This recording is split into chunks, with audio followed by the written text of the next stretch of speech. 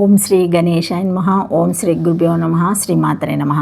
నమస్కారం అండి అందరికీ. Welcome to my YouTube channel Shri Manju spiritual. మనం శ్రీ లలిత సహస్రనామ స్తోత్ర నామాలకు ప్రతిపదార్థాలు తెలుసుకుంటున్నాం కదా. శ్రీమాత్రే నమః.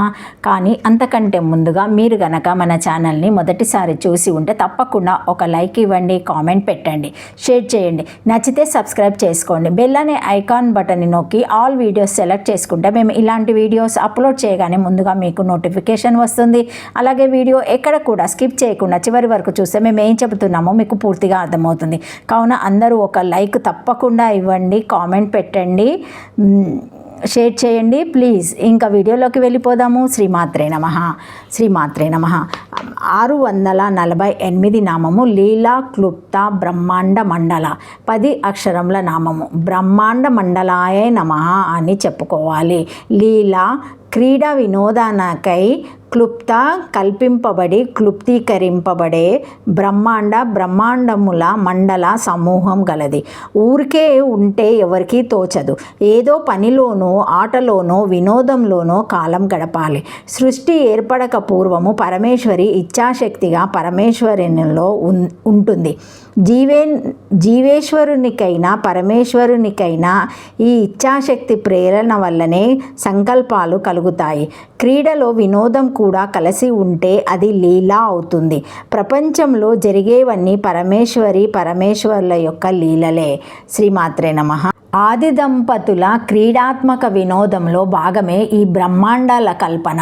పిల్లలకు బంతి ఆట ఎలా క్రీడ అవుతుందో వీరికి బ్రహ్మాండాల ఆట అలాగే అవుతుంది. ఆట ముగిసిన తర్వాత పిల్లలు బంతుల్ని దాచేసుకున్నట్లు ఆ ఆది దంపతులు ఈ బ్రహ్మాండాలను తమలోనే ముడుచుకుపోయేట్లు చేస్తారు. ఈ లీలకు ప్రేరణ అమ్మవారే కాబట్టి ఆవిడ లీలా క్లుప్త బ్రహ్మాండ మండల అవుతుంది. క్రీడా వినోదనకై కల్పించబడి క్లుప్తీకరింపబడే బ్రహ్మాండ సమూహం కలది అని ఈ నామానికి అర్థము. శ్రీమాత్రే నమః. లీలమాత్రేన అనాయాసేన క్లప్తాని బ్రహ్మాండ మండలాని యస్య తదుక్తమాస్మభిర్దావిస్తావే విధి విష్ణు ముఖమారాధయాస్థితి నాశేషు శివో పునేశ్వర జగదంబ తవ త్వం క్రమః క్షణాముద్దాల కా పుష్పభంజిక ఇతి. ఉద్దాలకేత్యేది నవాక్షరం క్రీడవిశేషస్య నామ శక్తిసూత్రమాపి స్వేచ్ఛాయ స్వాభితః విశ్వం ఉన్మిళాయాతి ఇతి. లీలా క్లుప్త బ్రహ్మాండ మండల అనాయాసంగా విలాసముగా చేయబడిన బ్రహ్మాండములను సముదాయము గలది. అనాయాసంగా అనేక బ్రహ్మాండములను నిర్మించినది.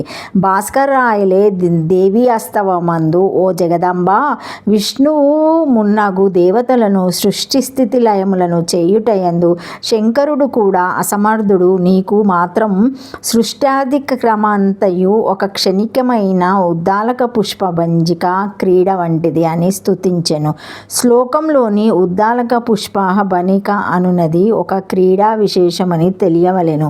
శక్తి సూత్రంలో దేవి స్వేచ్ఛగా తానెన్నడూ భిత్తిక గోడ యందు ఈ జగత్తును ప్రకటించినది సృష్టించినది అని గలదు. 10 అక్షరముల నామము. శ్రీమాత్రే నమః. శ్రీమాత్రే 649 నామము అదృశ్య. 3 అక్షరముల నామము అదృశ్యాయ నమః అని నమస్కరించుకోవాలి అమ్మగారిని. అదృశ్య చూడబడనిది. గత నామంలో అమ్మవారు బ్రహ్మాండాలన్నిటినీ తనలో ఇముడ్చుకొనినప్పుడు ఇంకా ఆ స్థితిలో అమ్మవారు ఒక్కతే ఉంటుంది. అప్పుడు అమ్మవారిని చూడగలిగేవారు ఒక్కరు కూడా ఉండరు.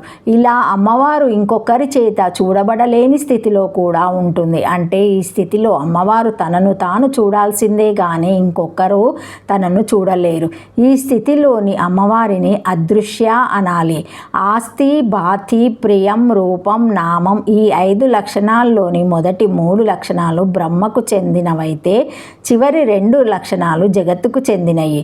బ్రహ్మకు చెందిన మొదటి 3 లక్షణాలనే సత్, చిత్, ఆనందాలు అంటారు. ఇవి దృగ్గోచారములు కావు. అంటే చూడబడలేనివి, దర్శింప వీలు లేనివి. ఈ లక్షణాలు కల అమ్మవారిని అదృశ్య నామంతో పిలవవచ్చును. వేరే ఇంకొకరిచే చూడబడుటకు అవకాశం లేని స్థితిలో ఉండున్నది అని ఈ నామానికి అర్థము. శ్రీమాత్రే నమః. దృశ్య విలక్షణత్వాద్ దృశ్య చక్షురాదిద్రేయోగ్యవా నా దృష్టే ద్రష్టోరం పశ్యంత్ ఇది శృతే ఉక్తాం చ దేవి భగవతే తృతీయ స్కందే నిర్గుణ్యాయ మునే రూపం భావదృష్టి గోచారం ఇది ప్రాక్రమ్య నిర్గుణ దుర్గమా శక్తి నిర్గుణ చ పరా పుమా నిత్యంతం. అదృశ్య ఇంద్రియ గోచారం కానిది దృశ్యమగు జగత్తు కంటే విలక్షణమైనది చక్షురాంద్రియ గోచారం కానిది.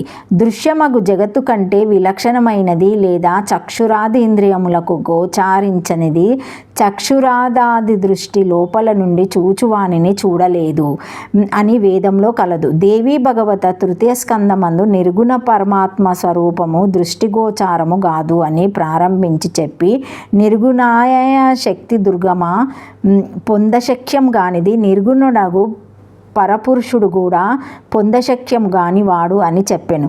వీని అన్నిటిని బట్టి పరమాత్మ ఇంద్రియాదులకు గోచారం కాడని తెలిసినది. 3 అక్షరముల నామము. శ్రీమాత్రే నమః. శ్రీమాత్రే నమః. Thank you for watching my video. Please like, share, comment, subscribe to my channel. మరిన్ని వీడియోస్తో మళ్ళీ కలుస్తానండి. ఈ వీడియో మొదటిసారి ఎవరైనా చూసి ఉంటే తప్పకుండా లైక్ చేయండి, కామెంట్ పెట్టండి, సబ్స్క్రైబ్ చేసుకోండి. శ్రీమాత్రే నమః. Thank you. లైక్ చేయడం మర్చిపోకండి. లైక్ చేయండి ప్లీజ్. నాకు చాలా హెల్ప్ చేసిన వాళ్ళు అవుతారు, సపోర్టింగ్గా ఉన్నవారు అవుతారు. కావున లైక్ చేయండి. Thank you.